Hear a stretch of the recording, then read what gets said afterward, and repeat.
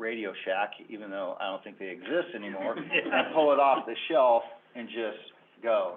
It has to integrate with our dispatch system. It has to integrate with our prosecutor offices. You know, there's more to this than just plug and play. So as quickly as we can, but with forethought and intention, we'll move this forward. So I'll proceed with the next one because I got a handful, and then if there's questions, by all means.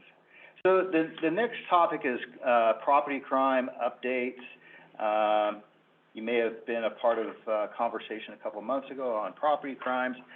So I want to spend a couple minutes talking about crime in Vancouver, and I'll scale this a little bit. You know, we know that over the past couple of years, crime has been going up, not just in the city of Vancouver, not just in Clark County, not just in our state. This is a national trend. And so I want to first start with a bit of context, because we'd like to discuss crime in our communities based on what the current topic is, right? The current conversation. Crime is increasing, oh my goodness, what's being done about it? So to put it in context, right, if you go back to the early 1990s, as crime across the United States hit a peak, we are not there today. We experienced about 2+ decades of crime across the United States in a downward trend. And so what we have seen more recently, is an uptick, but it doesn't match where we were in the 1990s. Now, I'm not saying that to minimize what's going on. I'm just putting context to it, that crime isn't at that same rate that it was in the 1990s. So with that, over the past couple of years, couple things have occurred that I'll touch upon that I think have somewhat of an impact on why we see crime increasing, more so in our community than maybe others. And I'm going to put it in this context. So year to date, comparing ourselves to 2021 to 2022, year to date, our total crime has increased by 47%. And when I say total crime, that's including everything that would be measured by the Vancouver Police Department. I'm not just talking about those things that we typically measure when we focus on crime, right? We have been trained over the decades by the FBI to look at those top 8 crimes, right? We're talking about murder, rape, arson, vehicle theft, property theft, burglaries, and there's probably one other. I think I said auto theft, assaults. Aggravated assault. And aggravated assault, right? So we focus on those. But when we measure crime in the statistics that I'm talking about everything. So anything from drunk driving included, anything that has to do with any variety of domestic violence, we'll measure that. Anything to do with, something as simple as, we arrested somebody for urinating in a park, we'll measure those too. So when you think about that whole range of crime that occurs, we increased by 47% last year to this year. And I'll do a little bit of context to this here in a moment. But I want to focus on where we're seeing the greatest increase in crime, right? If you divide crime into property crime versus persons crimes are those things like the homicide, the rape, the assaults, those types. Assaults or crimes against persons increased by 4% year to date from last year to this year. And so what you're seeing is a very minimal increase. I didn't talk and I didn't do the statistics on a rate A rate would be, as your population increases by so many percent, you would expect your crime to increase by 1%. I'm just looking at straight crime increase by 4%. I would argue that if we looked at rate, it would be very flat. Is your year-to-date number March? April, as of Sunday. Okay. So where does that dramatic increase occur then? It's property crime. You know, a lot of burglaries, a lot of theft from vehicles, lots and lots of motor vehicle thefts have occurred. That takes up the lion's share, 63% increase year to date from the year before. Now here's a little bit of context so that you can go home. For those that are at home, you don't have to run out and lock the doors immediately.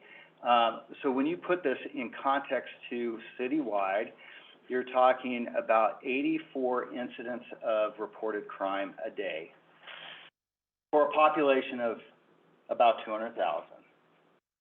Okay, so it's not every moment, on every corner, right? Trying to put a little bit of context, take a deep breath that I don't believe that the world's ending anytime soon in our community. But at the same time, I don't want to minimize that crime is increasing, right? Which is concerning to you, to me, as a community member, and as your police chief. Those are concerning to me.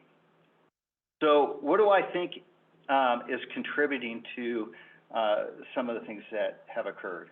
Well, I demonstrated in a conversation with the community a few months ago where I was talking about officer-initiated activity. So since the pandemic, about 2 years ago, we started measuring what are our calls for service doing. So calls for service, I'm referring to people calling 911, 311, we had an incident here, can you send the police? That's a call for service. An officer-initiated event or activity would be something that an officer sees something occurring and takes action. Maybe it occurs from a traffic stop, somebody appears to be driving under the influence. That would be an officer-initiated activity versus a call for service. And so what we had seen since the pandemic, our calls for service month over month have increased. So from 2019 to 2020, 21 to present, our calls for service have increased, and our officer-initiated activity have decreased. And I would contend that that has some impact on why crime is increasing overall. We have seen in research where officer-initiated activity increases, crime will decrease, right? Because they're being proactive, addressing what we would call hotspot areas where crime's occurring. We will identify people that are engaging in crime, and we will be proactive addressing those things. So our officer-initiated activity greatly decreased over the last couple of years. So folks would say, well, what's going on with that? James, why is officer-initiated activity decreasing? Well, I think a couple things have come to play that are creating that. One, the pandemic. You know, we were telling our officers, not just here in Vancouver, but across the nation, slow down your citizen contact, right? Because we were all told to socially distance, be mindful of your engagement. You don't want to contribute to increasing the virus spreading. So we were telling our folks to decrease their contact unless it was necessary. Another thing that was occurring during that period of time, I'll take you back to the era of where we were seeing protests for policing. And I'm not here to judge the protesting, but that had a cooling effect on law enforcement across the United States. We were hearing, defund the police, we don't support the police, we need to, take their services away and give them to someone else. There was a general sense of lack of support from the communities to just go out and do our jobs. And then you add to it in 2020, our state legislature, and it not only occurred here, but has occurred and continues to occur across the United States, where legislative bodies are taking stances that are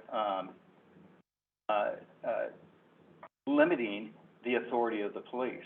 And one of the legislations that legislative bills that occurred a couple years ago were very significant in respect to a basic activity of policing, and that was eliminating an officer's ability to detain somebody based on reasonable suspicion. And so this law got set back in, I think, 1963 in a U.S. Supreme Court called Terry versus Ohio that said law enforcement has the authority to detain somebody against their will if they have reasonable suspicion that the person is committing a crime, about to commit a crime, or is engaging in suspicious activity that would lead them to believe that criminal activity is afoot. Well, our legislation says, no, you have to have probable cause before you can detain somebody. And so what was occurring during this period of time is essentially law enforcement had to take additional steps before they could detain somebody. And so what that did is it emboldened what criminals were doing. For people that think that, you know, the people that are out committing crime don't pay attention to legislation, they do. I'm here to tell you they do. They understand what limitations law enforcement had. And in another respect with legislative bills were our ability to pursue people. Now, we already had a very restrictive pursuit policy in the Vancouver Police Department, but what this did is essentially people that would otherwise think about stopping for the police just simply fled. And there was nothing that we could do. Whether they're in a vehicle or on foot, unless you had probable cause, you could not detain that person. So those things in combination had a tremendous cooling effect on policing to be proactive.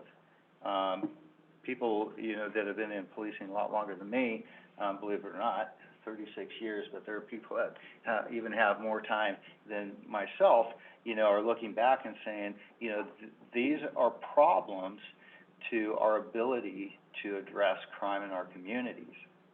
One of the greatest concerns that I've expressed is this one question: what about the victims?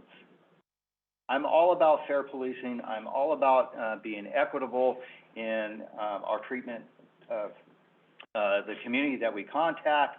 I'm all about that. The city manager and I have sat on the jail commission, and we talk about, you know, better approaches than just simply lock people up. I look for those opportunities too, but you cannot forget in the conversation that there are victims to crimes, and someone needs to speak up for them.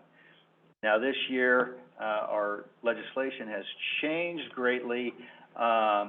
A number of the bills that revert back to, in large part, giving law enforcement the ability to detain people based on reasonable suspicion.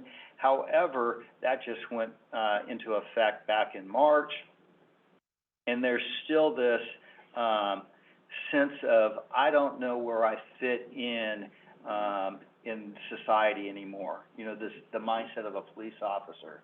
Hey, on one hand, I thought I knew my job, and next moment, I don't know if I can do this or I can't do this.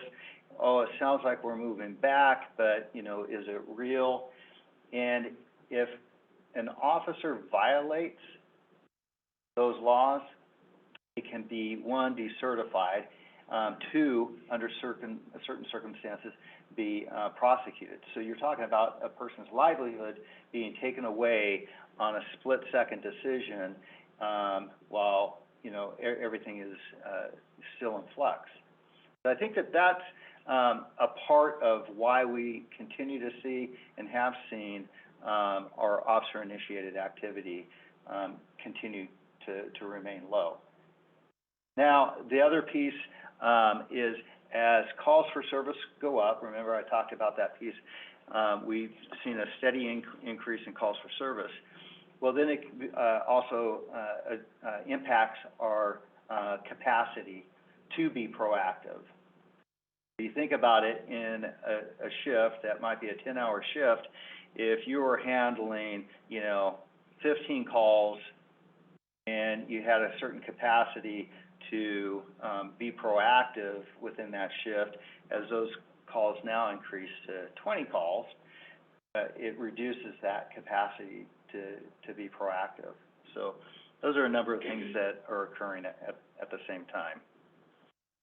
One last little piece on crime, and I thought it was interesting. So this came out from the Washington Association of Sheriffs and Police Chiefs a couple weeks ago, where they're talking about what's the trend with vehicle thefts.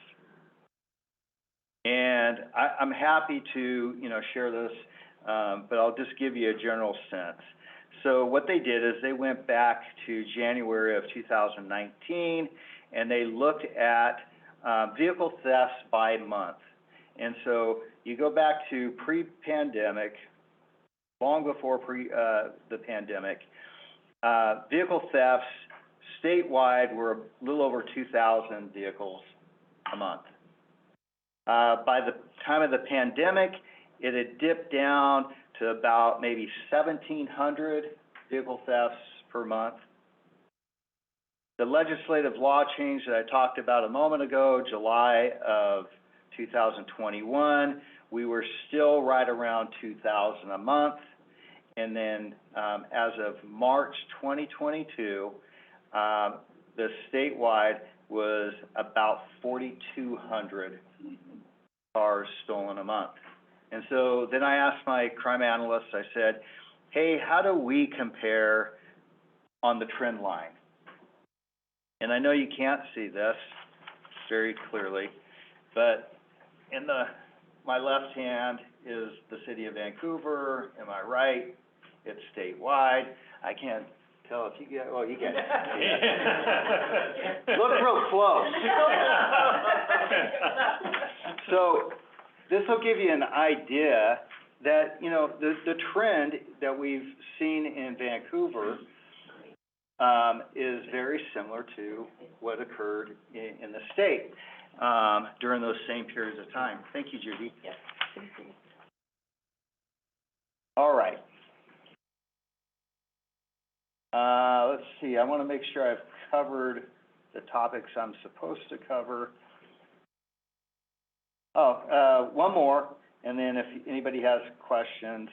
The question is about the remaining recommendations from the Police Executive Research Forum. So you may recall there was 84 recommendations from PERF to the police department through our Community Task Force on Policing process. We navigated through 74 of those recommendations that were addressed. We either did them or, I want to say that we followed PERF recommendations probably like on 70 of those 74. If we didn't follow the PERF recommendation on a couple of them, they were just, we couldn't do it. I think they wanted us to change a policy on the use of the term deadly force or lethal force or something like that. And we just followed, our state law in the definition of that. So we didn't change that. So that leaves us with about 10 of those recommendations that have not been accomplished yet. Our intent is to move through those as well. What really got in the way of that is those we have to primarily negotiate with our collective bargaining associations, right, our guilds, and recognizing that this year, here within the next couple of months, we will begin that bargaining process, and so we will address as many of those as we can through that venue. I said a lot. I move fast. Can I answer any questions? When we do the questions, we're gonna try to get everybody's questions addressed. So we're gonna do this round robin thing. So I'll have to call on you when you have a question, and then we'll do some questions out of the chat, and then, online, if you wanna ask your question, go ahead and unmute your microphone, and but then wait until I call on your name to ask the question. Okay, got it? Miss, did you have two questions? If we could, those charts again that you were showing? Sure. So the one that is us does not have all the writing on it, correct? Yeah. Okay. So you said they're similar, but in my mind, I see a big jump, or I think it's the third to the last data point, and to the second data. What's causing that large jump? Well, so what was put on the timeline is the new law changes, right? That law enforcement at that stage could not detain somebody based on reasonable suspicion.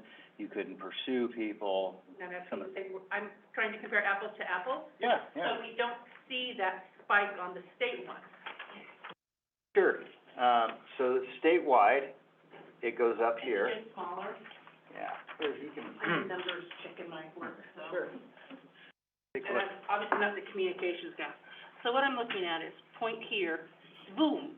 Yeah, Where is is it that little one there? right here, So this is, right? Yep.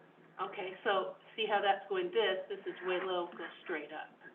Population is a different size. Yeah, I know, but it's, Fewer incidents here compared to across the state. I'm just knowing that in my work, that would be called an outlier, so I'd have to present why that happened, and so that's why I'm just asking. And I understand both of them have the call out. Then my next isn't a question, or is a statement, not a question.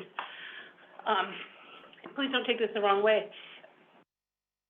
As neighborhood leaders, we're having a heck of a time now getting people to call in.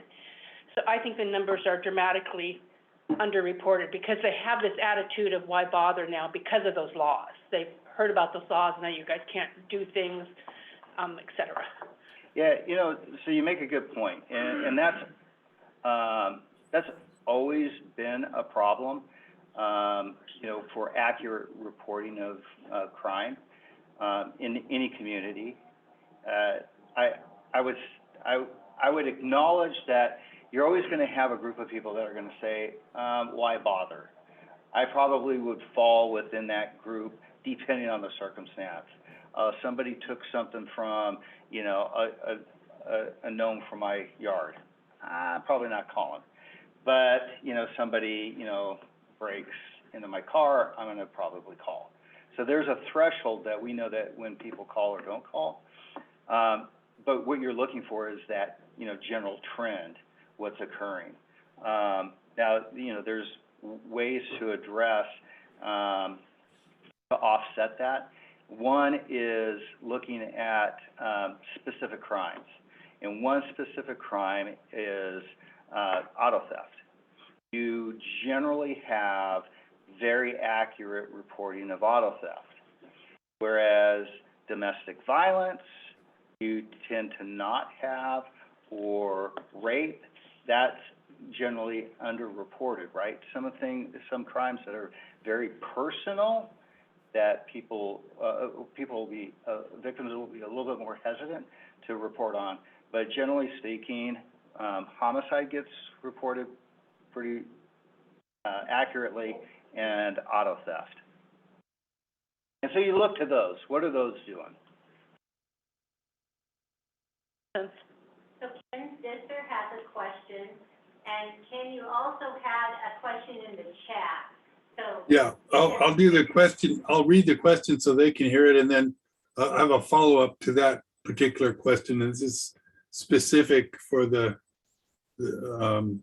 law enforcement. Can police, sheriff deputies stop vehicles with no license plate on their bumper or back of window, like the temporary paper ones?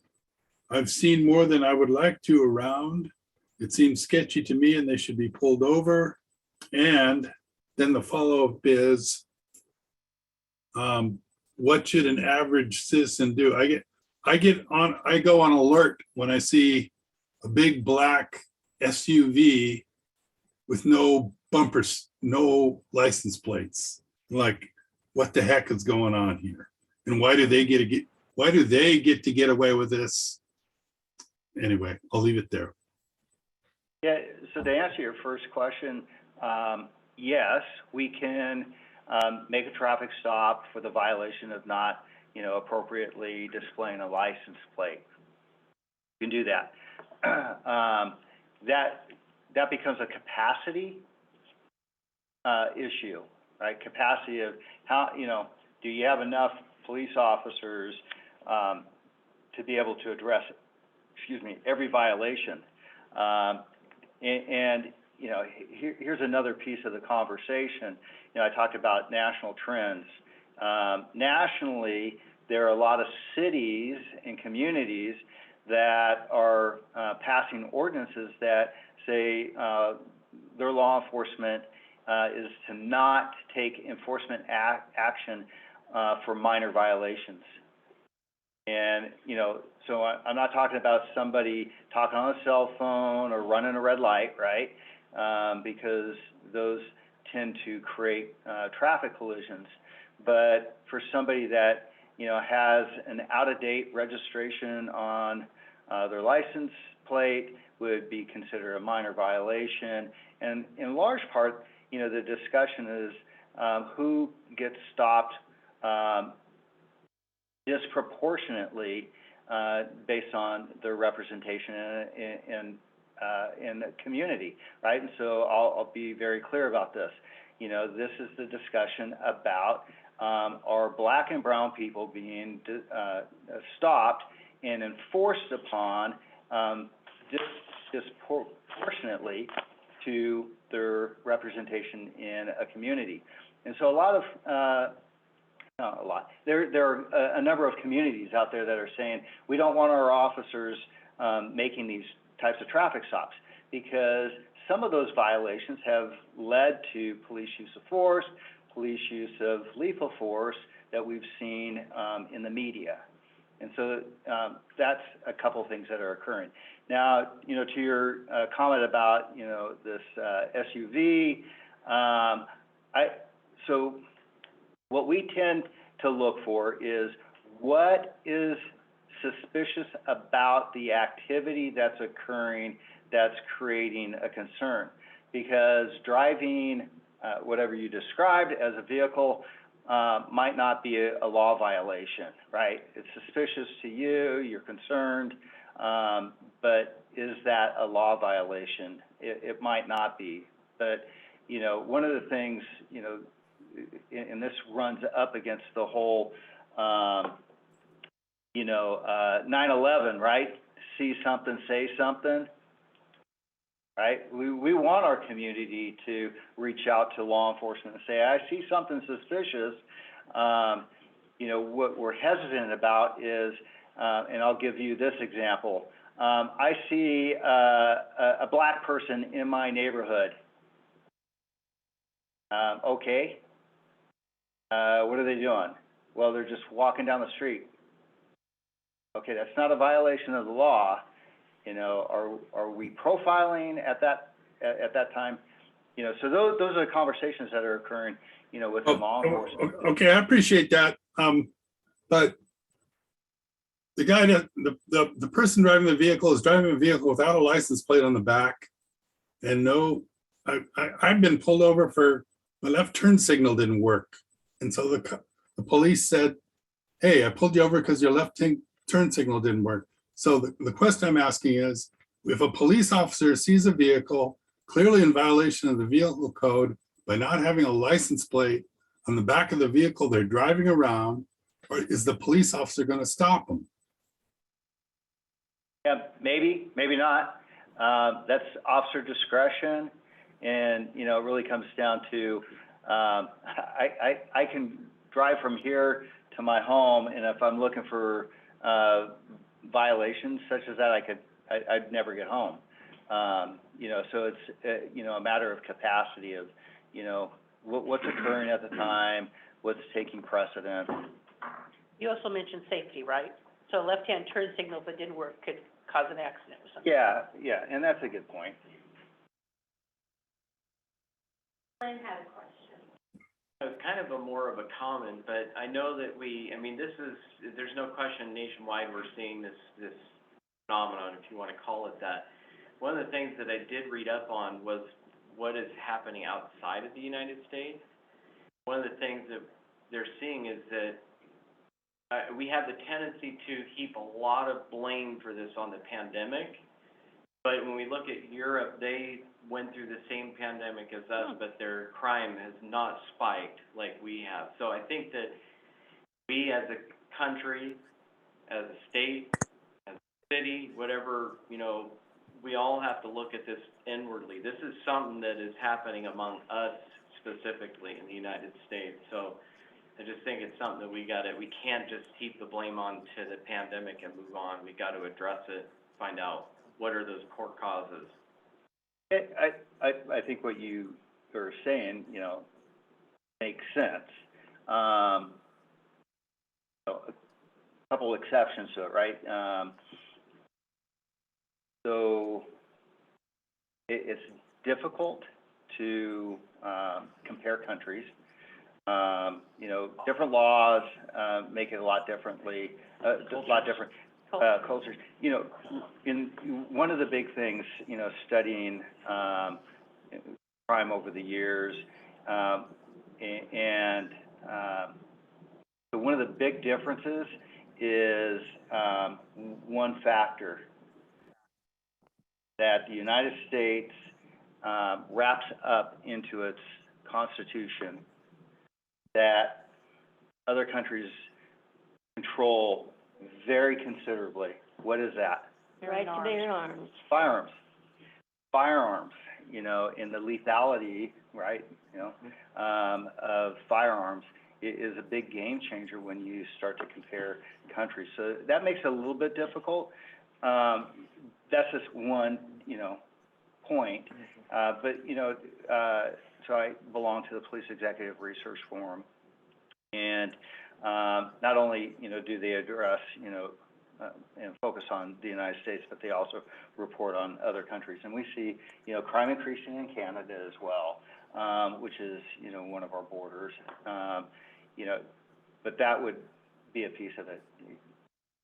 Difficult to compare. Probably more along the lines of what you said with cultural, because Canada and us, I mean, we have a lot of similarities. We're kind of going through some of the same large-scale issues at the same time, culturally. Sure. You know, I just think that I think it's more of the other things that you said. You know, the policy that we're creating, along with some of the things that are causing policing to be a very difficult environment to be in at the moment. I think it's more of those things as opposed to, the pandemic just made it worse, but I don't think that was a structural cause of it.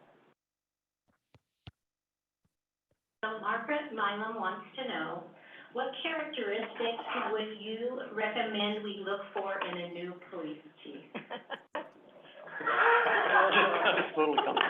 Somebody Just like so- charming, A lot for witty. gas in the tank. You know, it's a great question. You know, Eric and I talk about this. This is a challenging time in policing. You know, to just mention PERF one more time. I've seen across the country the number of chiefs that have retired in the last couple of years. A lot, you know, it has increased exponentially. The director of PERF says they're dropping like flies, talking about chiefs, you know, retiring. you know, so it's a challenging time, and I think, you know, a couple characteristics. One, who's a great listener. Thick skin. In thick skin in many, you know, respects, right? You know, internal to the police department. You know, sometimes you have your greatest fights with, you know, within the police department, not with the community. You know, challenges of, you know, understanding labor, it needs to be big. And then somebody that's, you know, just gonna, you know, dedicate themselves to the community. I will say this with, respect. I don't think of myself as like, you know, well, I'm the chief. I just think that, you know, I'm somebody that plays a role within our community, within our department. I'm no better or worse than anybody else.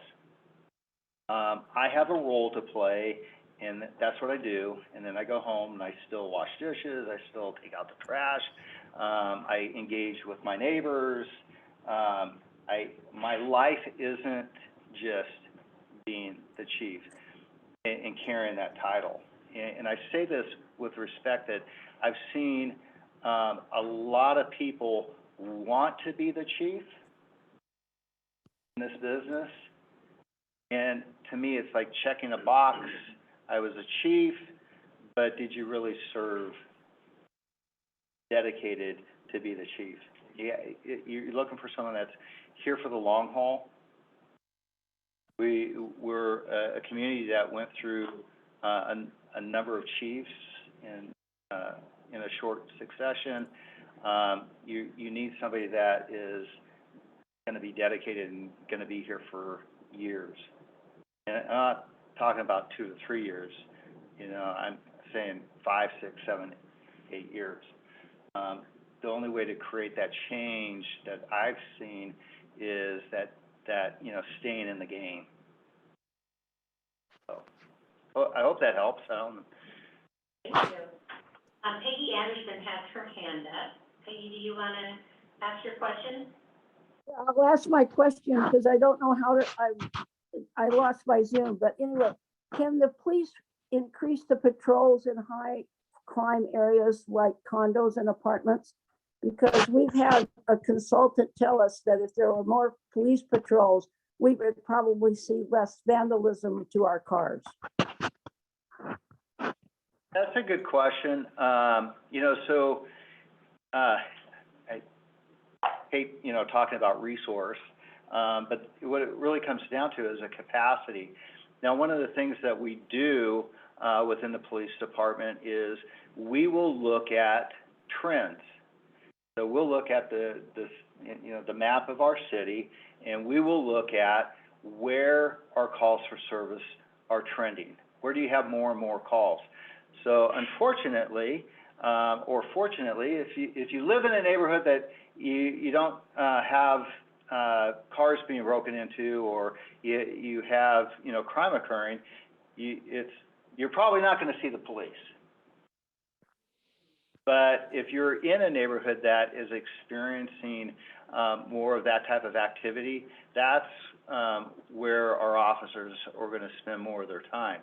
And we broke the city up into districts. There's 2 districts on the west side that we call our west precinct, 2 districts on the east side for our east precinct, and those are broken up in further reduced into beats. And so we'll track calls that way, but then we'll even get down to actual street crossing locations to identify where, you know, we're getting more and more calls. And so when our officers aren't dedicated to a call for service, they should be spending that proactive time in those areas. And then nothing hurts to, you know, go back to an earlier comment about, you know, should I call the police? Sure, you know, there's nothing wrong with that if you have activity occurring. That's what cues us in that there's problems occurring. Yeah, well, thank you, and I'll probably be in contact with our neighborhood police officer. And I appreciate you bringing up neighborhood police officers. Those are a great go-to. They're, you know, a great conduit back to our patrol officers, our neighborhood response team folks. They'll talk with, you know, folks that are assigned to our property crimes detectives, things like that. That's a great resource to use. One of the things that when our staffing increases, we have already identified additional neighborhood police officer positions. It's just one of the greatest challenges that we have today is filling our vacancies. Not the mid-1980s when I came into this business, when there was a line around the block to get in to a police department. Today, you know, you can fit them all in the lobby. We just don't have A small lobby. a small lobby. We just don't have, you know, the trend of applicants like we did years ago. Thank you, Chief, and you had mentioned that one of your roles, oh, Ken, you had another question, Ken? Yeah, one more quick question. I see a lot on, I'm retired, so I have more time than I probably need on my hands. So I see things on. Let's go golf, Ken. I see things on Nextdoor, but I never see any, I guess I never see any city response. It's like, I'm sure the other neighborhood leaders know what I'm talking about if they follow Nextdoor at all. It's like, I got my car stolen, I got this happen, this is on Ring, this is on this is on that. You know, police aren't responding, it's all the mayor's fault, it's all, you know, every little crime is somehow connects to, you know, the larger political regime. But anyway, the point of my comment is I don't see the law enforcement agencies necessarily responding to some of these, you know, accusatory, oh, everything's going to hell. Portland's going downhill, Vancouver's going downhill, everything's crap. And so I've stopped in engaging, but I do still monitor it. But I don't know what you know, what you guys think about that kind of social media. Ken, this is Judy, and I can answer that question for you. The way Nextdoor is set up is that you have a site for your neighborhood, and the intention of Nextdoor is that you use that site to chat with each other. And so the city cannot see any of the posts that you post on Nextdoor for your neighborhood. The police can't see any of those posts either. So we don't know about it till it gets reported. So for everyone who is involved in Nextdoor, a favor to ask you is that when you read those types of posts, please encourage people to report a crime if they're a victim of a crime, because we at the city cannot see those posts. Thanks, Judy. It sounds like you're playing with one hand behind your back. So Judy, I just saw that I had one more. So there was one more question that was about so the information that the sheriff's office recently put out about responding to calls. I think that I think that this one's worth talking about. So the Vancouver Police Department has taken a stance a number of years ago on we will respond to all calls for service. Those who've been around for a while may recall that we employed a online reporting system at one point. We turned that off early on my tenure here for a couple reasons. Number one, I did not believe that that was the level of service that our community deserved. I understand that it might be convenient for some people, but not everybody has same access. And I understand that, from my officer's standpoint, it cuts out a call for them that they don't have to respond to. I see each one of those as an opportunity to engage the community, right? It's very infrequent that any individual calls the police, and just my perspective of this, I kind of felt that it was disrespectful to say, thank you for calling, thank you for paying for the police department, but go ahead and go online to file this report. I never felt comfortable with that. Two, what we found is it was being misused. There are certain things that we actually need to come out to, and people were squeezing inappropriate crimes into this online reporting system that made it more problematic for staff to fix. And then third, 2015-ish, 2016-ish, we had a community resource team for the police department. It was community members came together. We had a series of discussions about the needs for resourcing the police department. And in those conversations, I asked for and received were our police service technicians. So these are non-sworn members of our department that will respond to calls for service that do not engage in suspect contact. And it was an opportunity to continue with better service back to our community to address those calls for service. So we've maintained that, and I think it's extremely unfortunate, the circumstances of staffing, not just in our state, in policing in general, but, specifically with the challenges that the sheriff's department's going through.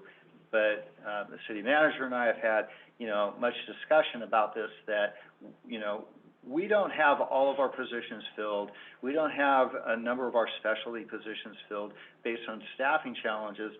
But one of the things that we're committed to is we will do our best to provide good service to the community. And that means while you may have to wait a little bit longer to get either a police service technician or a police officer to respond, we will come out there and do the best that we can.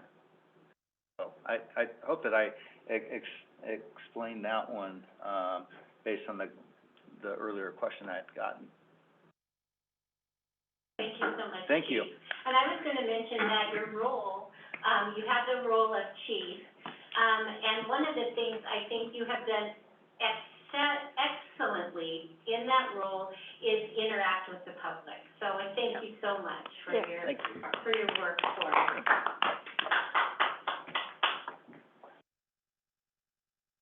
Thank you, Chief. Just one thing, earlier, I heard you say crime is up, gave some context, and that's concerning, and at the same time, you don't need to go hide in your house and lock the door. That said, because most of the increase in crime are property crimes, are there things that members of our community can do to reduce the likelihood of becoming a victim? Absolutely. Kim Cap, our police communication specialist, he sends out information all the time, and this might be where Ken gets maybe a little confused, because she can post on Nextdoor and other social media, but probably isn't getting all that information back. But yeah, doing, the things that we, would, find as kind of the common sense. And I'll share a couple, things that my wife will even tell me. We'll go somewhere And she says, are you gonna just leave that on the seat? Don't you think you should put that in the trunk? Yes, dear. Yes, you're right. I will put it in the trunk. Do you think that we should park the cars in the garage? There's a lot of thefts of cars, the catalytic converters. Don't you think we should park in the garage? Yes, you're right. We'll move things and we'll park in the garage. You know, so things like that really, you know, do what we call target hardening. Being conscious, you know, going back to Ken's comment, you know, paying attention to, you know, what's the activity in your neighborhood, being good, you know, neighbors, watching out for one another. But just the simple things, I'll tell you, when do vehicle thefts skyrocket? In the winter. Why? Because they're warming up their cars. At WSU, one of the people I work with at WSU, I saw her recently, a couple months ago, and she says, you know, my daughter's car got stolen doing the same thing. I said, well, you know, the good thing is recoveries are pretty frequent. And I saw her a couple days later, and she goes, guess what? After I talked to you later that day, you know, the vehicle was recovered. But doing things, you know, such as that, you know, I kind of teased about locking your doors. Well, lock your doors, seriously. At night, you know, think about that. You know, just simple things. It would really dissuade people from committing crimes like that. Thanks for the question. Yeah, thanks, Chief. And truly, thank you for you will be here through the end of June, and I know based on our conversations and who I know of you, what I know of you as a person, you will remain at 100% right up through your last day, and I really appreciate that. But I did want to, just in the audience of this group of community and neighborhood leaders, that express my gratitude for your service and your consistent integrity, and you even showed it this evening, your humble approach to supporting community safety. You're welcome. So building on the question that came from Margaret about what characteristics would Chief McIlvaine recommend, we are actually looking for feedback from you and your engagement and others in the community in the process for selection of the next chief. Under the city charter, the ultimate decision and appointment of the police chief is my responsibility, but I really want to make sure that we get a broad range of community perspectives and expose candidates who have applied to be our next chief to the community. So sitting at your spots, and probably if it hasn't already been sent out, it will be sent out to our neighborhood leadership distribution list, is some information about opportunities next week to meet the candidates who have applied and will be interviewed for chief of police Tuesday evening, Wednesday evening, and then there's a Thursday morning that we're still hammering out some details on. Maybe if I could ask William to do just a quick verbal overview of the engagement opportunities that we can expect next week. Over to you, William. Absolutely. Can everyone hear me okay? Yes. Yes. Excellent. So I'm also just going to add some details to the chat. But the conversations, and Judy, I think, has just asked if I can attach the flyer. So I will definitely see if I can upload that as well to the chat. But as Eric mentioned, the conversations will be on the 3rd, 4th, and 5th. So on the evening of the 3rd, we'll be at the Bates Center. So just next to Roosevelt Elementary there.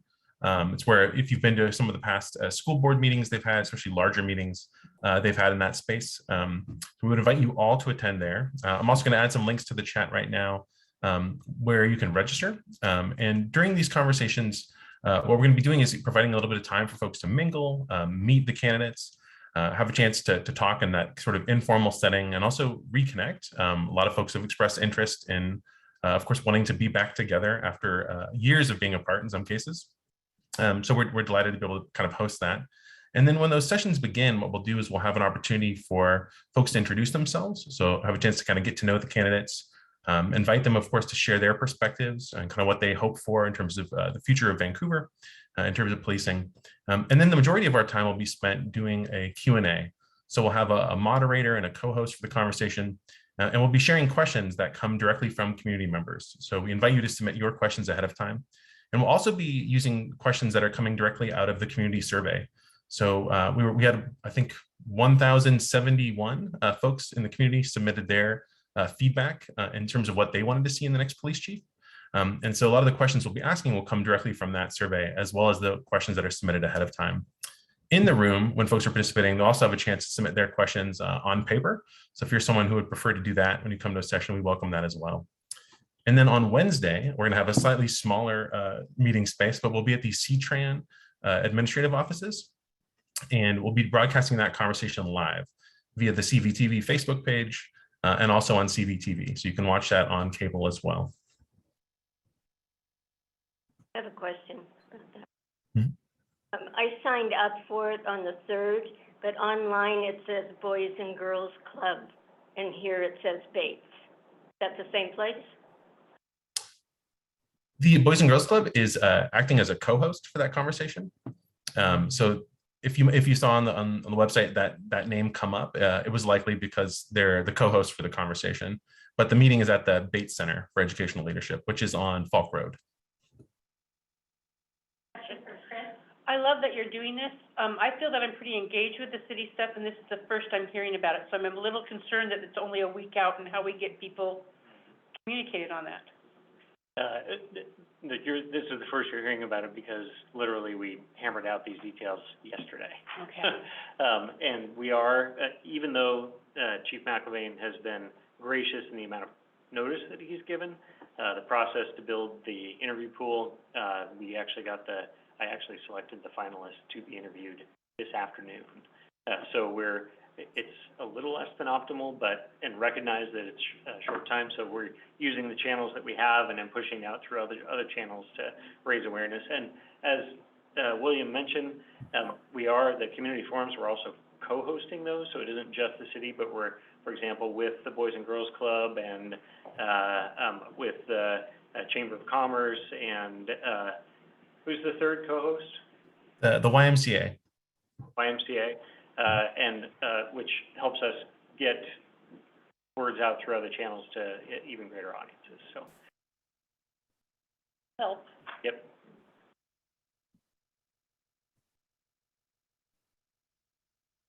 Thank you.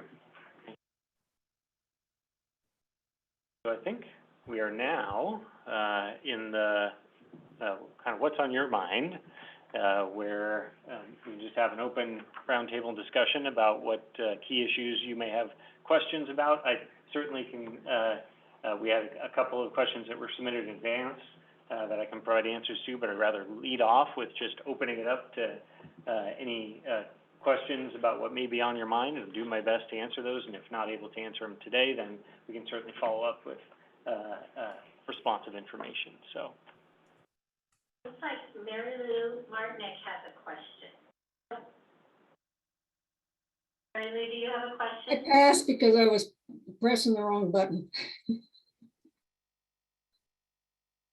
All right. That's a question. There aren't any top of mind. I can start going and. Not my question, but a question from my neighborhood. Mm-hmm. We have apparently a lot of people that are using the Marshall Center, and this may be a question for Jamie actually, but they're noticing an increase in motorhomes around, and no longer just, it used to be the motorhomes were tidy, but it's getting really messy now, the motorhomes are. So I'm wondering what the policy is with that. I had no idea. Yeah. How to answer. So, what you're seeing is really evidence of the increasing homelessness challenge. And we're seeing it not only there, but in other areas throughout the city where folks are living in RVs, living in their cars, and that looking for places they can park them.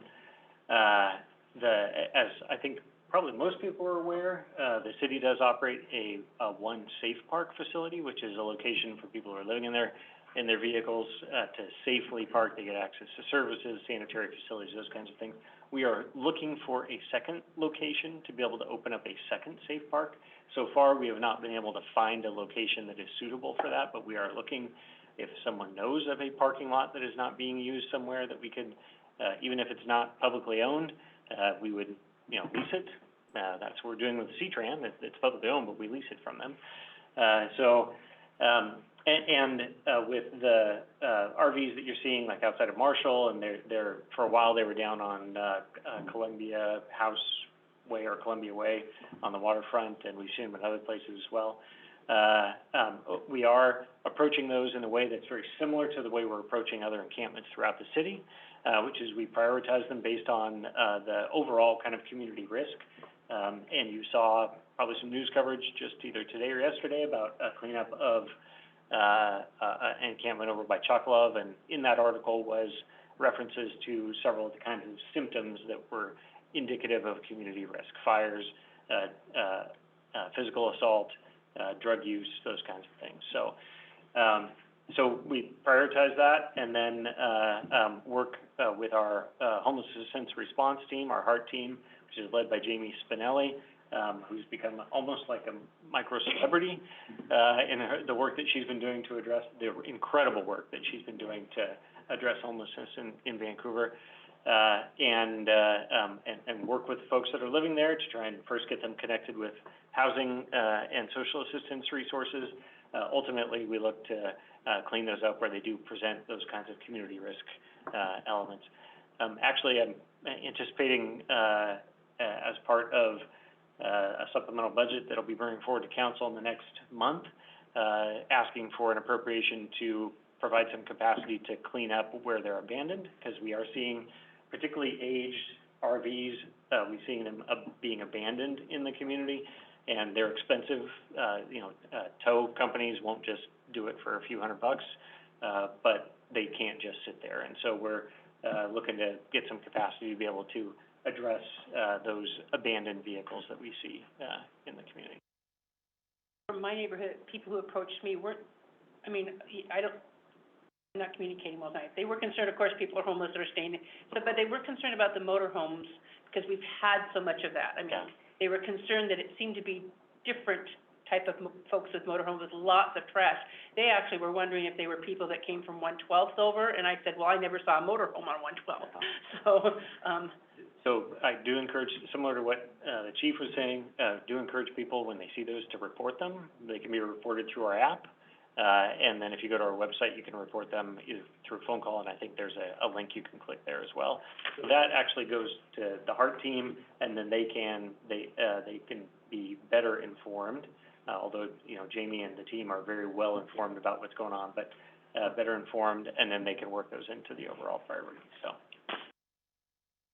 part of the overall kind of response to the increasing homeless challenges is the Safe Stay. I mentioned the Safe Park. We have the Safe Stay communities, and actually, the lead story tonight is on Channel 8 is about Safe Stay 2, the one on 4th Lane, which I believe folks will be moving into tomorrow. And we are actively working on a potential site for Safe Stay 3. Safe 2 filled? So Safe Stay 1 is filled. Safe Stay 2, I don't know. I would be surprised if it wasn't. Great work. The demand is really there, so. Other questions? If not, I'm happy to give an update. How about taking one of the questions that we have Sure. listed in it? Maybe just a quick kind of update on where we are, because it's a question about COVID, where we are relative to the city's overall kind of COVID response and emerging from the depths of the pandemic. Probably well known, but I'll say it anyway. All of our city facilities are now open, their usual schedule from pre-pandemic. City Hall is open 5 days a week, 8 to 5. Our rec centers, all of our precincts and fire stations, they're all open as they were before the pandemic. In City Hall, where we have a variety of services that each have a different customer base, while the building is open 5 days a week, 8 to 5, the individual departments have different approaches to serving that rely on a hybrid depending upon their customer needs. So, for example, in the permit center, we not only instituted a very robust online plan review before the pandemic, but we refined it during the pandemic and have actually also instituted an online scheduled one-on-one kind of bespoke consultation process as well to give advice on projects rather than just showing up at the counter and waiting for, taking a number and waiting for a slot. We remain in compliance with all the governor's emergency orders, which primarily at this point relate to the Open Public Meetings Act, which, interestingly, if you read the governor's emergency order, it still says the default for open public meetings is online, but you can, if you meet certain circumstances, meet in person, and that's what we're doing. So our city council meetings and many of our boards and commissions are in a hybrid format where we're meeting in person with the body and the staff, and people can participate either remotely, similar to this, or they can come and testify in person. So the question on relative to COVID was, has the city done any wastewater COVID sampling? There's been some news coverage from communities across the country about sampling wastewater to see if that can be informative to what sort of trends we're experiencing epidemiologically, and the short answer is yes. The city is participating in a wastewater COVID sampling project. It was funded by the Centers for Disease Control and the National Wastewater Surveillance System. So we're going to be collecting samples twice a week at both the influent, both our West Side treatment plant and the Marine Park treatment plant over near Marine Park. We'll submit that analysis to the CDC, and we at the city, we don't have the specialized equipment to do the analysis in-house, but we, through a relationship with CDC and a contract lab that does have that capability, we'll do that, and then we'll communicate those results to the Department of Health, both locally and the State Department of Health. So, so far, at the time that sampling began, the Omicron variant was dominant, very little Delta variant detected, and we're continuing and intend to continue to participate in that for as long as the CDC and the Departments of Health see value in it.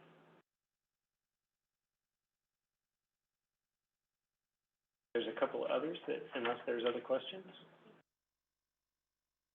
Have any questions?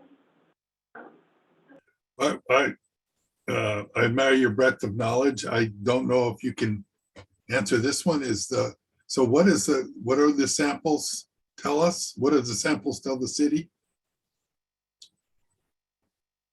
So they're less about informing the city and more about us being as a data point to public health officials so that they can see, based on the effluent, much of which is sewage, based on the effluent, they can see what viral trends there are within a given population. Jen raised her hand. Jen, can you unmute your microphone and ask your question?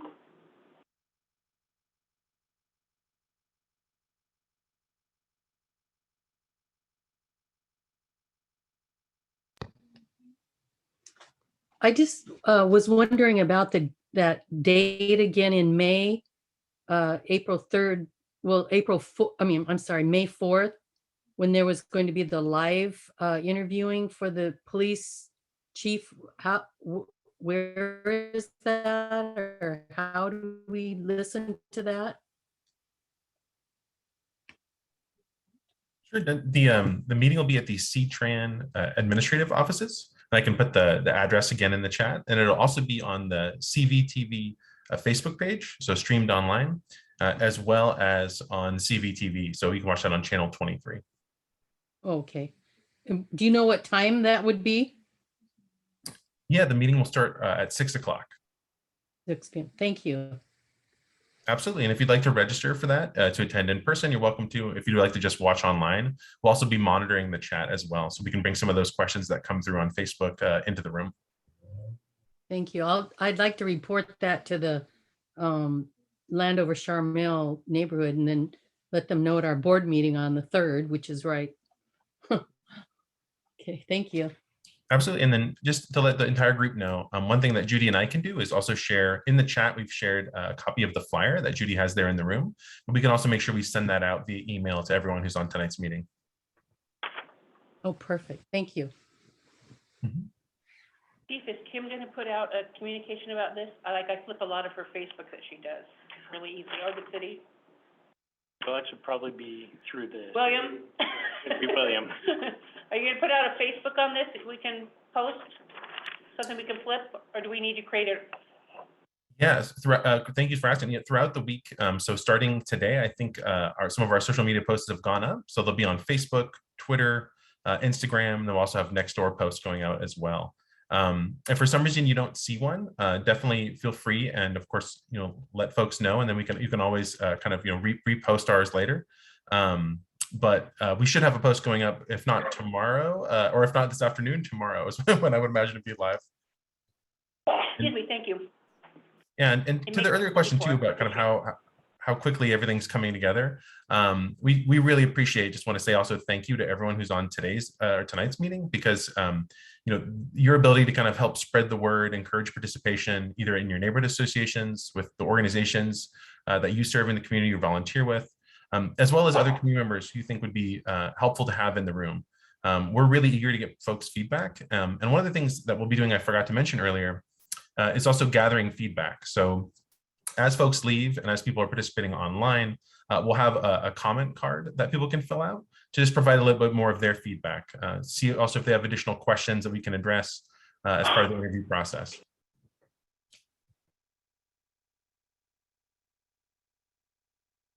Should we take another question that was submitted Sure. earlier?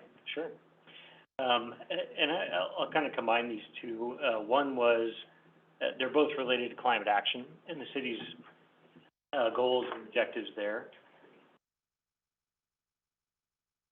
First one is specific to the Operations Center Replacement Project, which I've shared in previous meetings, but just for those who may not be familiar with it, the city is in the process of moving towards replacement of our current Public Works Operations Center. The current center is located on 4th Plain.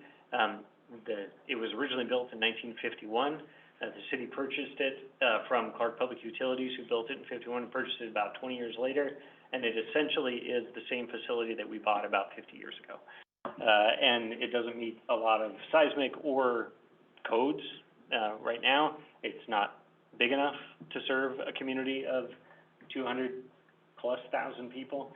And so we are moving towards replacing it. We're relocating it to a new location that is actually a little bit north of the current city limits. It's on 94th Avenue, just north of the Padden Parkway. And the question is, doesn't relocating that out there actually increase emissions, because it will require our people to drive further in that?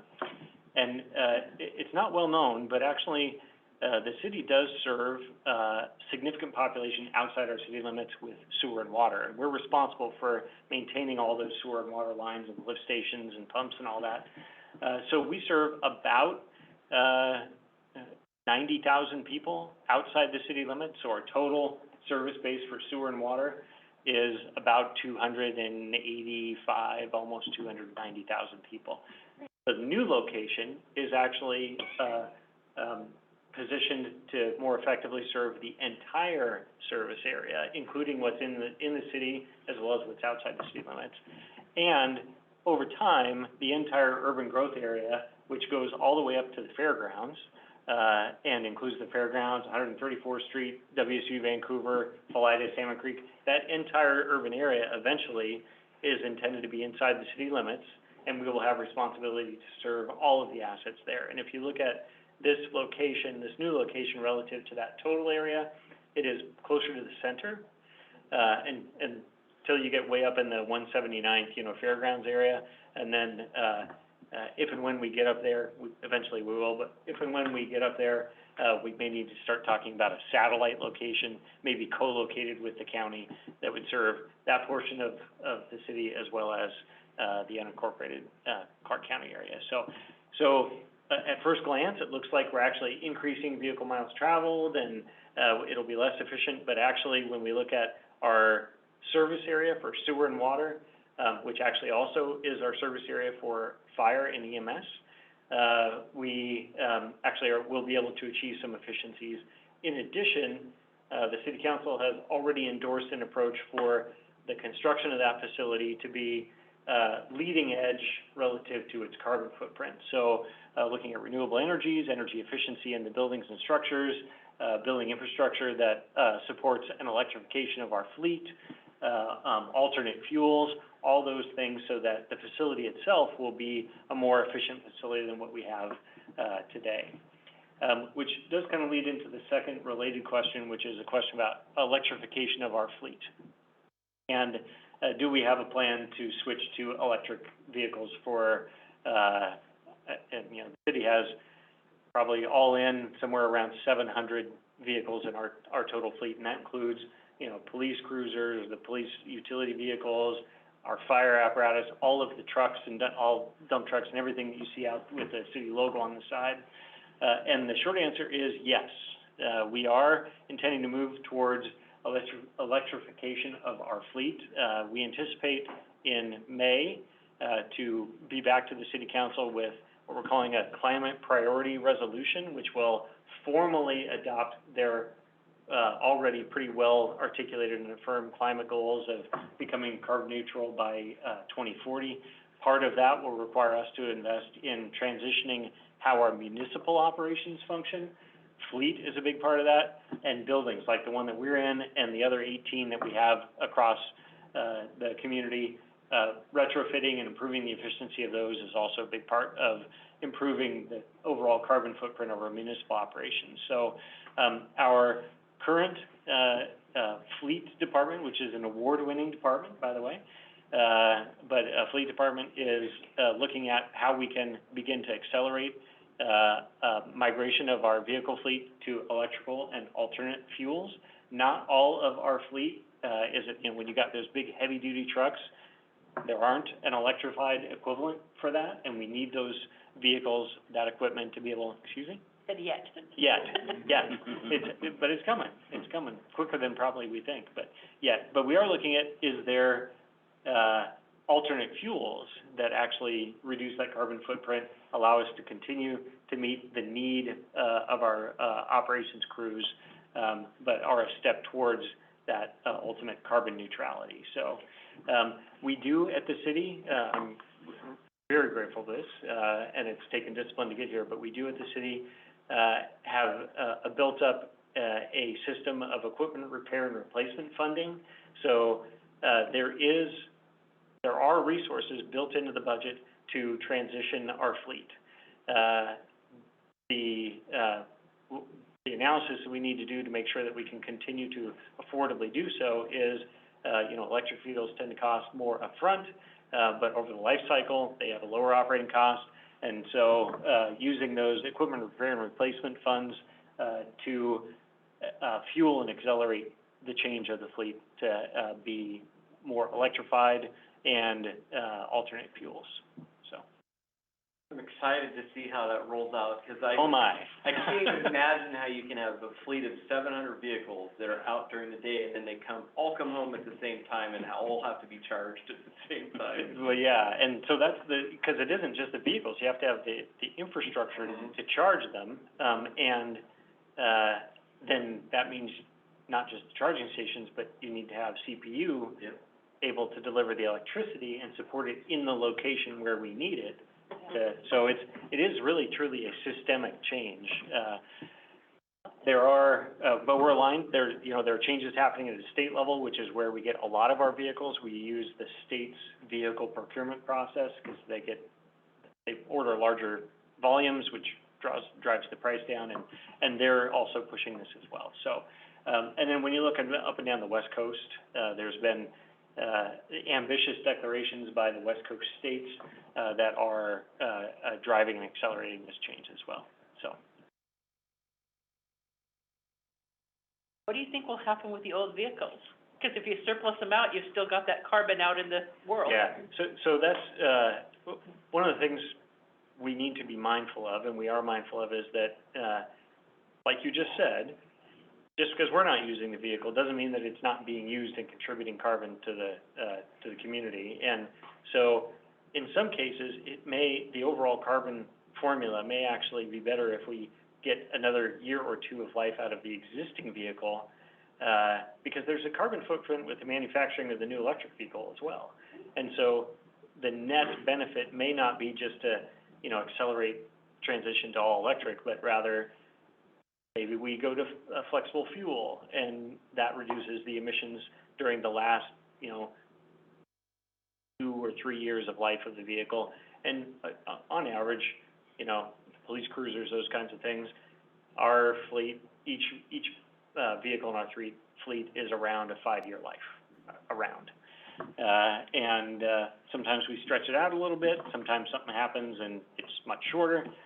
But if we look at that, then the objective is to reduce the carbon emissions, and sometimes the best way to do that isn't just to say, okay, electrification is the way to go. It's how do we transition that in a way to yield the best results.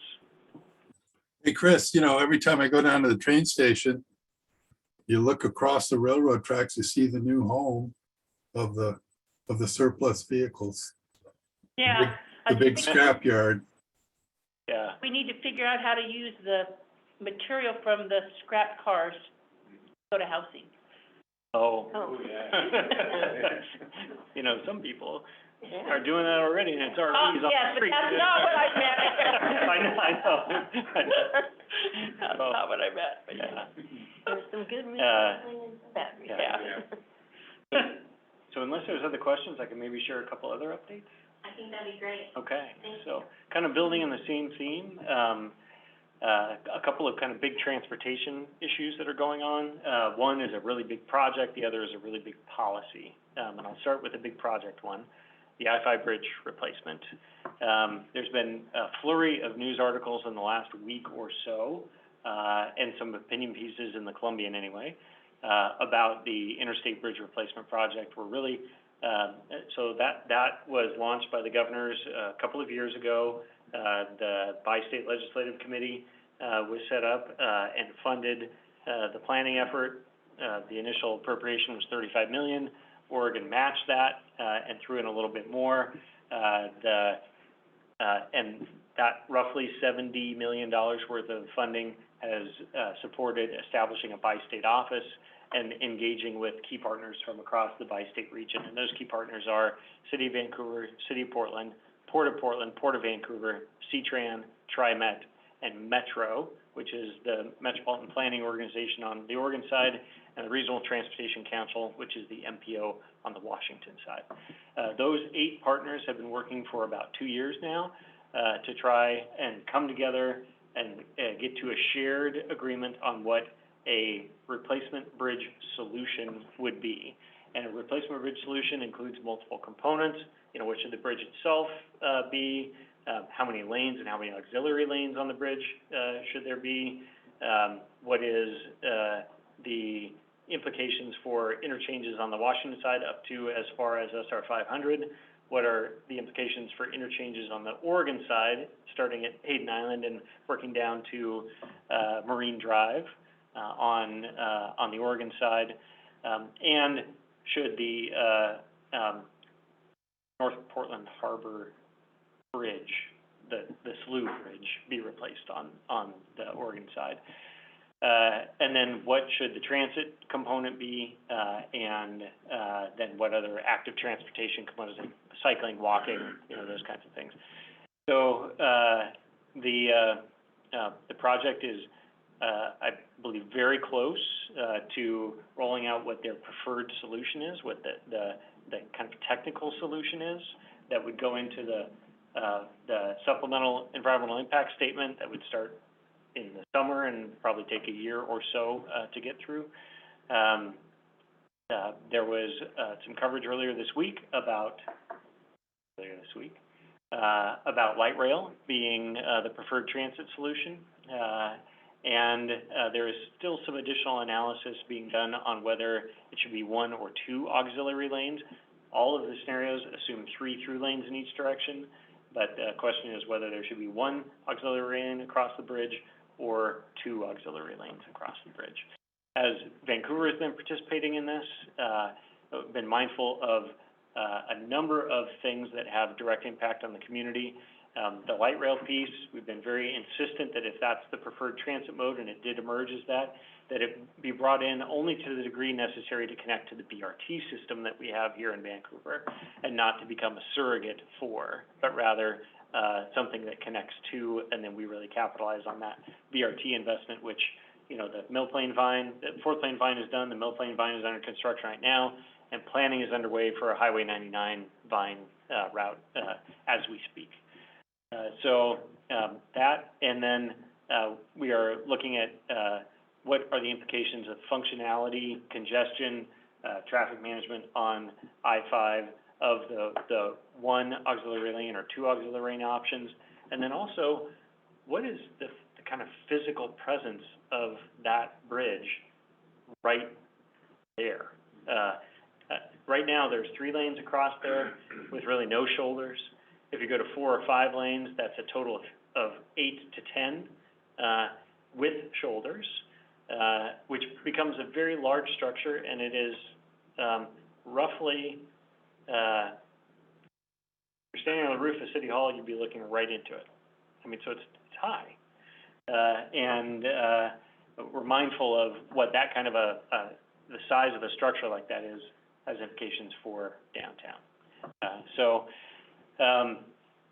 We do anticipate the project getting to a locally preferred alternative that includes kind of finality on all those elements by July, so that they can be responsive to the Joint Legislative Committee, the Bi-State Joint Legislative Committee, which set some deadlines in their legislation that funded this effort. Then it also tees it up for Oregon to consider raising their funding in their next legislative session in 2023. There's, I think, a fair amount of news coverage that the Washington legislature appropriated $1 billion to support the project. And then there's also been some press events recently by members of Congress about competitive programs that were in the transportation package that was passed earlier this year, that this bridge is well positioned to be strongly competitive for. So if we look at a total of about a $4 to $4.5 billion project, there's $1 billion from Washington, hopefully $1 billion from Oregon, somewhere in the $1 billion to $1.5 billion from the feds in the form of these competitive grant programs and transit money, and then the last piece is really tolling. Ultimately, tolling would be set by the transportation commissions, the Oregon and Washington side, and be informed by the investment grade analysis necessary to support issuing debt that would be supported by those tolls. So that's a huge project. A huge component of that has been climate action and how to have a facility that contributes to an overall reduction in greenhouse gas emissions over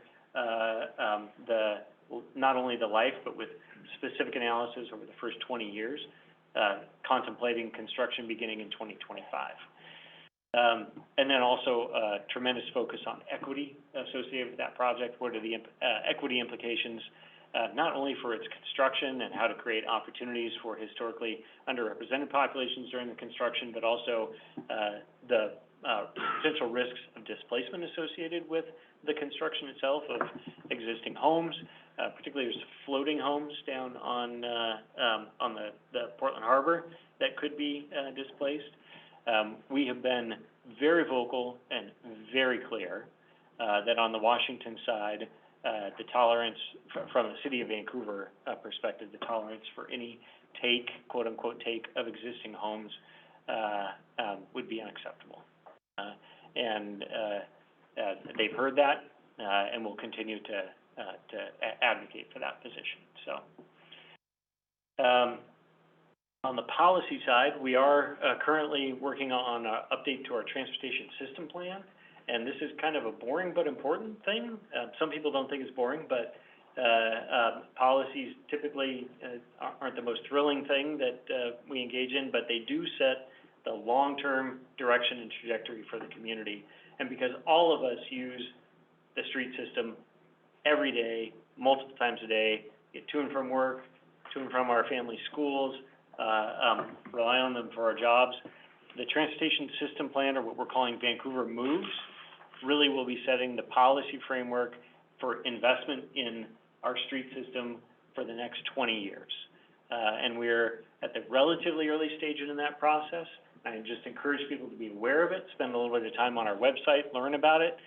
We just confirmed with the City Council on Monday what the priority goals are for that effort around safety and equity and mobility and affordability and maintenance, all those kinds of things. So I do encourage folks to be aware of it and to take a little bit of time to educate yourself, and then continue to give feedback to the project team through our Be Heard site. We do have a page on the Be Heard site that is opportunity for feedback. So I did already share a little bit about homelessness and what we're doing there.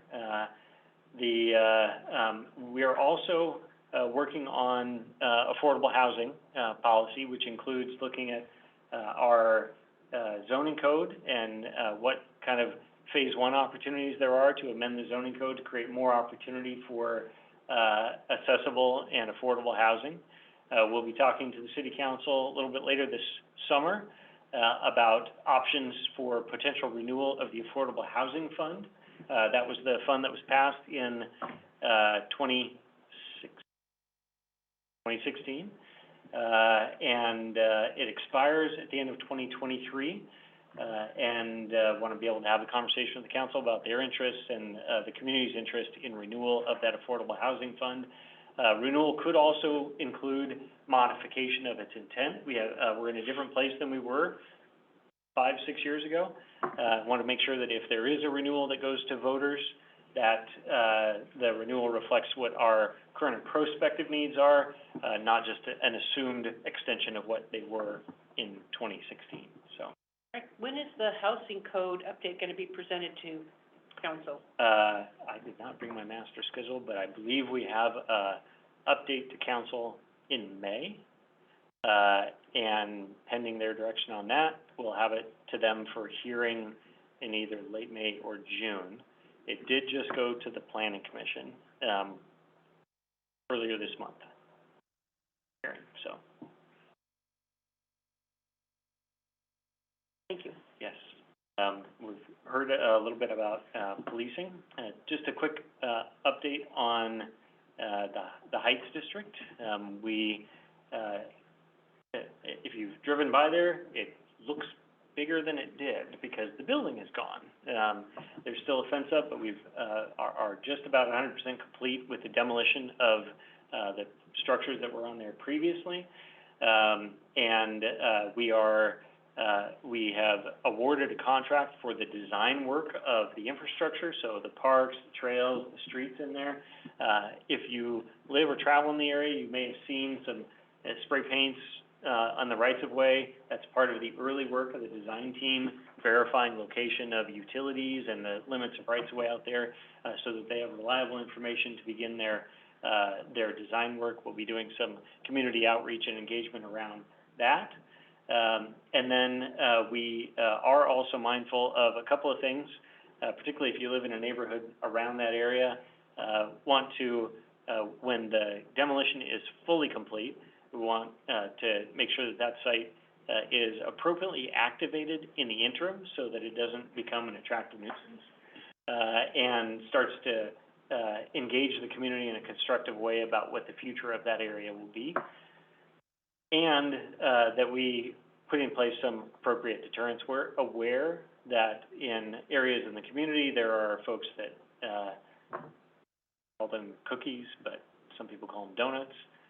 Cars, they do the fancy tricks that are really not unsafe and annoying and illegal. So putting some things in place that prevent the lots and the gravel area there from being that kind of attractive place for those kinds of activities to happen. But it'll be exciting to start to bring a finer grain design to the vision of the public assets that are going to be invested in that area, and anticipate that to continue to be a priority as we go into the next both biennial budget as well as the next legislative sessions at a state and a federal level, where we'll seek funding partners through our congressional offices and through our representatives in Olympia. A couple other things. We had started work to develop a new successor strategic plan for the city. Our last plan was the 16 through 2021, and we started a strategic plan kind of update effort. And in the course of not only preparing to do that effort and doing some data gathering, but also we've convened a new group of an advisory council for our strategic plan that includes a pretty broad cross-section of community perspectives. We also recognize that there are several very large, potentially very transformative kinds of policy initiatives that are underway at the city. I mentioned the transportation system plan. That could be a big transformative change. Climate action work also could be a transformative kind of catalyst. The housing conversation that we're having, I mentioned phase 1 code changes. Those are fit into a category more like refinements of housing options, but they aren't the bigger kind of larger community-wide density conversation. That's a significant one. Then we're also heading into the earliest stages of our comprehensive plan update, which will guide the growth and direction for the community through 2045. Wow. Because that needs to be adopted by the end of 2025. So when we look at all those big pieces, we actually decided that it may be healthier to take a step back, and rather than dive right into the strategic plan, have a broader conversation around a shared community vision and what a change management plan might look like on a community scale to achieve that vision. And William, who is, I believe, going to be managing this effort, do you want to share a little bit about that? Yeah, I would love to. So of course, things are still taking shape, but I think the hope is that, as we talked about earlier in the context of some upcoming meetings, we've had this period of transformation and disruption, right? It's transformation that's happened to the community as a result, right, of entirely outside influences with the pandemic. And during that time, right, it's prevented us from doing the same level of outreach, the same level of listening and being together. It's also disrupted all those community spaces, right? The events, the performances, the art events, the cultural celebrations, the things that sort of provide connection and that sense of place. And so one of our hopes as we started this strategic planning process was to really look at community-wide values, starting points, and give folks an opportunity to reflect on where we've been, where we want to go, and what it will take to get there as a community. And so as you look at the next several months and kind of the way this is going to unfold, we're hoping that we can reach out as broadly as possible, not only, of course, reaching groups that are traditionally underserved or have been harder for the city to connect with in the past, but also inviting those groups to co-host conversations. So we're imagining a very prominent role for community partners, for neighborhood associations, and of course, we'd invite all of you and the groups you work with in the city to also be part of that. So yeah, very, very excited about being able to share more information in kind of the coming months. And you'll probably see us out there a lot. we're gonna ideally be very visible, taking advantage of weather and all the different ways we're coming together as a community coming out of COVID. So yeah, I'm very much looking forward to it, and hopefully be able to provide more information soon to everyone. Oh, and speaking of which, I'm looking at my calendar here right now. And just to let the group know, if anyone is interested in this topic in particular, we're going to be having a workshop on June 13th, which will be before the City Council, to talk specifically about community visioning and the roles that community organizations and community members can play. Thank you, William. And City Council has been pretty clear in their articulation of very ambitious policy goals. I mean, the climate action goal alone of being carbon neutral by 2040 is exceptionally ambitious. In fact, we may be in a class all by ourselves relative to how ambitious that goal is. When you look at where the source of greenhouse gas emissions are in the community, it is from transportation and buildings. And the things that drive the emissions in those two categories, those two make up 2/3 of all emissions in Vancouver. And if you look at the things that drive those, it is, historic use of automobiles. So really need to transform the way people get around to be much more reliant on transit and non-single occupant vehicles. And then when you look at the building size, a majority of the building stock in Vancouver is single-family houses, and much of it was built in the kind of mid to later part of the 20th century. So it's relatively 30 to 40 years old now. So looking at those two things alone drives us towards a more dense community with far less reliance on single occupant vehicles. That's a very different community than we are today. And so wanting to make sure that we have the conversation across the whole community about we have these goals, how we achieve them is the key, and making sure that how we achieve them is consistent with a shared vision for what the future of Vancouver. So looking for, and doing that outside the context of these kind of technically mandated, statutorily mandated plans, like the transportation system plan or the comprehensive plan. If we have a vision that informs those and drives those, then we can better move towards a shared objective for Vancouver. And so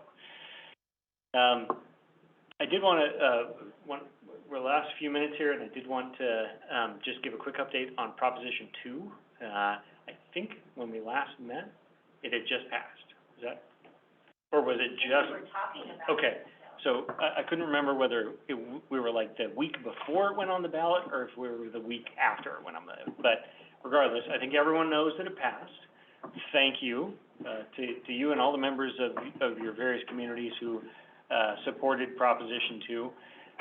Just a quick reminder of what was included in Prop 2.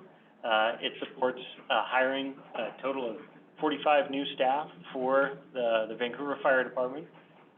42 of those are firefighters, 3 are support staff for the new additional firefighter staff. It also includes funding for a pay-as-you-go approach to replacement of 2 fire stations and seismic retrofit and modernization of 3 other fire stations. We have a total of 10 stations active duty right now. An 11th is under construction right now and will be operational in the fall. But almost half of our stations will be significantly impacted. 2 of them replaced and relocated, another 3 retrofitted and modernized to meet seismic standards. Those will be completed over the next 10 years on a pay-as-you-go basis without the use of debt. We are gearing up the internal capacity to be able to recruit 40 firefighters. We anticipate, just because of retirements and other natural attrition associated with the evolution of our workforce, probably another 20 to 30 additional firefighters that we'll need to recruit over the next 18 months for a total of about 70. To give you an idea, including the ones that are authorized by Proposition 2, we have about 220 total firefighters working for the city of Vancouver. So it's roughly almost a third of our total firefighting force that will be new to the department. So we're going to be gearing up to do all the training, the onboarding, the academies, so that we can deploy them out in the field. They won't come on all at once. We'll do that in a series of stages over the next, like I said, 12 to 18 months, in part because you can only do academies that are so large, and there's only so many people to run academies. But we are moving ahead. We'll be reporting that out annually. We're also starting the kind of pre-recruitment process so that we can build community interest, particularly with communities that have also not been historically represented as part of our workforce. So we're looking at this as a great opportunity to diversify the Vancouver Fire Department so that we look more like the community that we serve. Very excited about the opportunities this presents, and Chief Blue is really gearing up his department, his department capacity, and his partnership with our HR group and Civil Service Commission and all that, so that we can move forward and deliver on that. Do you have the same sort of recruitment challenges as our police force? They do not. They do not. They have not even close. So they have, you know, it's pretty typical for us to get a couple hundred applicants for a few positions in the fire department. But it's a completely different field. I mean, tend to lump them together, but they're totally different jobs, and so that has not been the case. I have a question, Judy, just a basic question for Eric, and that is, okay, setting aside the fire department, how was the other city, is the other city staff, parks, ops, streets, et cetera, urban forestry, are they fully staffed now? I know that everybody took a hit during the COVID, so I'm just wondering what the recovery has been on that. Yeah. So our recovery, we're very fortunate. I'm very grateful that the negative economic impact on the city was not the degree that we anticipated it would be. So we ended up better off than we thought, and there was federal and state aid that came that helped address some of the challenges that we did face. So that said, at a global level, just to give folks an idea, City of Vancouver, our total authorized staffing, including all departments, is still below what it was in its peak in 2008. So it's total authorized, regardless of the pandemic, all those kinds of things. We serve almost 40,000 more people today than we did then. So we don't have enough people to serve that population to the degree that they would like. We are actively recruiting. I just checked today. We have 35 positions we're recruiting for actively across the whole city, and we anticipate. You know, you've heard this from Chief McElvain. I just mentioned the example in fire. We have probably more than 40 officers that are eligible to retire today, with more every month that goes by. We have, like I said, 20 to 30 in fire. That is true across almost every service that the city provides. And part of it is because about 30 years ago, we annexed Cascade Park and doubled the size of the city in 1 year. And we did all this hiring, and here it is about 30 years later, and those people are eligible to retire. So we,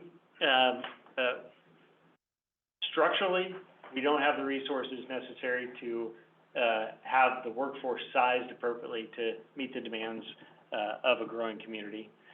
And then we have the challenges with a significant portion of the workforce eligible to retire and choosing to retire. And then we are not immune from the same labor dynamics that every other sector is experiencing right now, which is it's just hard to hire people. It's hard to hire people. It's very challenging, very competitive, and you know, we try and position ourselves to be competitive in that marketplace, but it's very challenging. So what I just shared with y'all about not having enough people, that is just a manifestation of the structural deficit, and that's endemic to every public agency in the state of Washington, and frankly, the whole West Coast and many other states across the U.S.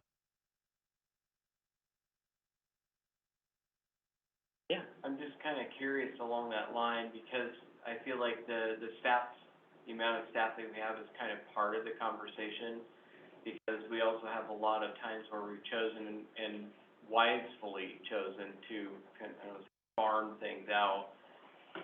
So like how, like, I mean, we can compare like our staff, number of staff relative to other jurisdictions. What about like the things that we've chosen to hire out? Yeah. We usually hire out, things where hiring that expertise on staff is prohibitive, or by contracting with a firm, we get a wide range of expertise that we would not have if we used those same dollars and hired the staff. So, and then frequently use it for limited term projects, like the transportation system plan is an example of that. We need a wide range of expertise, deep in some areas, but for a limited period of time. And so we contract that out, and then when the project's done, then the contract's done, as opposed to hiring staff on that may have expertise in one field, but they don't have the full range of expertise. So if you look at how we do that compared to other communities, it's roughly on par. Just to give you an idea, just a relative comparison. City of Tacoma is just about 20,000 people more than us, and their budget is almost double our size. Budget for The whole city. full-time headcount? Budget for So I'm talking dollars, dollars? total dollars. Our biennial budget is right around $1.5 billion. City of Tacoma's is a hair over $3 billion. Well, hats off to you for being efficient. So, there's a limit to efficiency, and we're probably beyond that limit now. And, yeah, I mean, you heard Chief mention earlier, it's a resource question, and that pops up, you know, just about everything that we do. To give you another kind of comparison, I got to those numbers included your, police force? the 1,200? Yeah. Oh, yeah. Okay, I'm sorry, I thought we were just talking about general administrative. No, that's every FTE for the city, every FTE.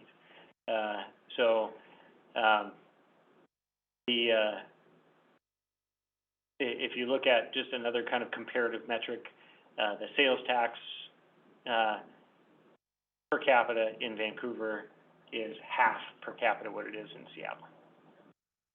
And part of that's adjacent to a sales tax-free state, and, so it's, there's just some fundamental challenges in the revenue system generally in this state, and then Vancouver has some slightly more aggravated ones because of our proximity to a sales tax-free state and some of the leakage that goes along with that. Ask a question about, it's a backup a little bit of what we're talking about, but what is affordable housing? I've asked that question. That's an amazing and question. I did not get Yeah. an answer that makes sense. Yeah, so, Can you pay for it? yeah. It's affordable, so there so- isn't anything affordable. So the general definition of affordability is, that your monthly cost of housing is no more than 30% of your gross income. That's the generally accepted definition. Now, there's not a lot of science behind that. And there's not a lot of affordability. And then you can go get more granular and say, well, at 100% of area median income based on HUD, and then you can start to apply some numbers to that. But I was told that Portland was included in those demographics. So that's true. The area median income is reported at the metropolitan statistical area level, which includes Portland, Beaverton, Hillsborough, all of the cities, all 27 cities in this whole metro area, on both sides of it's 4 counties. And so it looks at that whole, metro, and that's the area median income, and that's the basis for a lot of our housing programs. And you know, there can be a lot of debate about that number. The reality is, no matter how much you debate that number, we have an affordable housing crisis, a housing affordability crisis in this country everywhere. And you know, we're seeing it here. but it's a supply and demand issue. It is here we've seen, in fact, this 2021, I was just looking at this snapshot 2021 annual report, which we'll make sure we get this out to folks too. A couple of, quick by the numbers on it. A couple of things are already outdated. One of them is the population in 2021 was 190,000. In 2022, the April, we'll get the April number now. It was 5,000 people more. The median home value is $450. It's higher than that now. Probably, I think countywide. I saw a recent article that was $522. The median household income is probably a little bit higher now, but we're all experiencing inflation and those kinds of things. So the housing issue it's very difficult. When we're looking at probably the two biggest levers that the city has to address housing affordability, the biggest one, far and away, is zoning and increasing density through a variety and types of housing that are allowed, so that the market has more ways to deliver housing. And then the second one is if there is a renewal of the Affordable Housing Fund in a way that we can leverage additional resources using that. Those are probably the two biggest things that we can do. The multifamily tax exemption program it gets a lot of airtime, but it is frankly a less influential tool on delivering housing, period, and relative to zoning in particular, and then providing financial resources. But who came up with the formula? The Department of Housing and Urban Development. I think, They're to blame. I think that workshop that was done first April, end of March, Yeah. I got really hung up about the fact that we had, Intel in Portland in there, and I do analysis work, but he really explained the percentiles well, and how it's not as big as a factor than we thought it was. It isn't. Yeah. And we had done some earlier analysis, like a year ago, that was trying to be responsive to the council's interest at that time, and we shifted from the median household to median family, and it used a different definition and a different way of kind of cross-secting the numbers, and it reached a different conclusion. The standard, though, nationally, is U.S. Department of Housing and Urban Development. They publish the median household income numbers for metropolitan statistical areas. We're part of this greater metro area, and that you're mentioning a workshop that folks can look on CBTV, and there's materials on the city's website. We had an independent analyst look at the median income in Vancouver and the implications for that. We're right there. Our incomes in Vancouver are right there within the median range for the metro area. So I think it's even not as simple as that too, because if you look at one area of the city, if you take like 80% AMI and you compare it to an area in around Fort Plain, well, 80% of AMI is not really creating any more affordability than there already is there. But if you take that same figure and you move it to the waterfront, now that's a big difference. Yeah. So when you get granular, it's a different, And then there's also the fact that how you define this, whether you go with like a studio, 1-bedroom, 2-bedroom, 3-bedroom, each one has its own number, and it shifts the percentage, and complicated. We've chosen, this is my editorial, but we have chosen, and then I know signaling that we're over time. In the United States, we have chosen the free market as the method to house people. Chose that here, and the free market builds housing as a profit. And and since most housing in the United States now is built by institutions, either publicly traded companies that are accountable to shareholders or are funded by massive investment funds who are looking for return on their investment, it's not really about affordability, it's about maximizing return. And that's what we've chosen in this country. And until there is a significant reform at a national level, we will nibble at the issue of affordability. And we're in a crisis now, but that's something that didn't just happen. It feels like it happened quickly here, but it's the accumulation of decades of choices that we've made, particularly at a federal level relative to housing policy, that have eroded how we house people in this country. And we rely almost exclusively on the market to do it. Do you think it only happen at the national level? Like, I'm thinking about Vancouver and BC that has implemented that if you purchase from out of state, if you're an out-of-state buyer, it's 15% tax and those type of things. Are there policies we can do So locally? to the earlier hazard, we're not Canada. I know that, yes, but We don't work that way. you don't think a state could do that? I don't think a state could do that. Okay. I don't think constitutionally a state could do it. I wonder whether the U.S. government could do it. Because that's a real concern Yeah. for, like, when you were talking about transformation, we're becoming, and nothing, home ownership is, I know. it's changing. We're a city of, Yeah. a nation of renters now. Yep. And there's the tools that have been in place to facilitate home ownership are really legacies of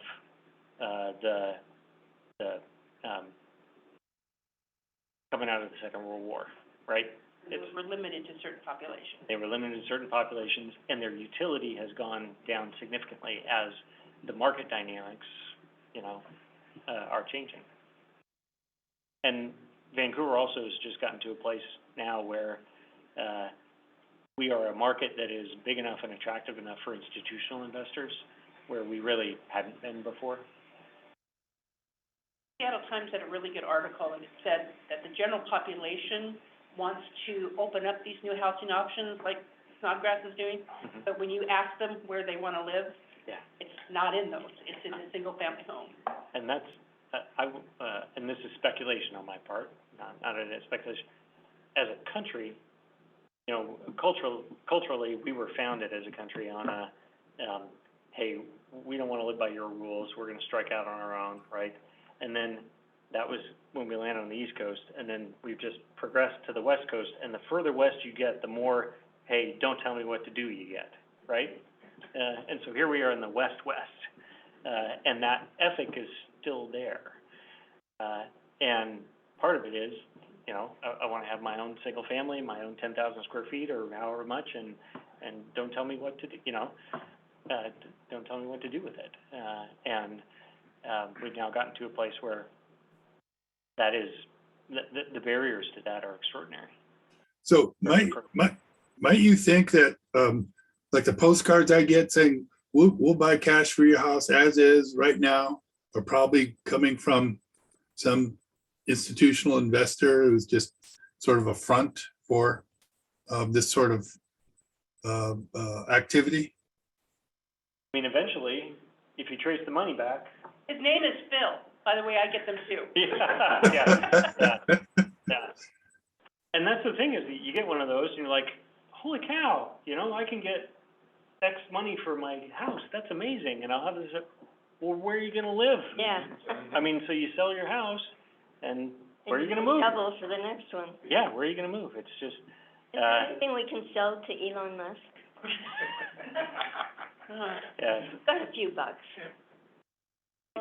Well, since we're on informality, Eric, I have one more backing up to the bridge. In your discussions or in your knowledge of what's discussions between the 8 partners with respect to the bridge, there always is the Oregon side pinch points by the for congestion by the Moda Center and down in that part of Portland. Is that part of the equation in your understanding? I'm not saying that Vancouver has anything to say or have influence over on that, but is that part of the discussion anyway of the larger, partners talking about it? The Oregon legislature in 2017 actually funded a Rose Quarter improvement project to widen that out. So that has, part of the whole assumptions of this bridge conversation has been that project is funded, and it's actually in the design stage right now. So what is there about this one that we're working on now versus the one we worked on years ago and they voted it down? So, it's gotta be the last question, because we're Yeah. here until midnight. There's several things. Process is different. Meaning, we're sitting around the table and the approach that they've taken to engage with the community is different. The product so far is different. Meaning looking at the number of lanes, the transit component, the active transportation, which is the cycling, walking, that kind of thing, is different.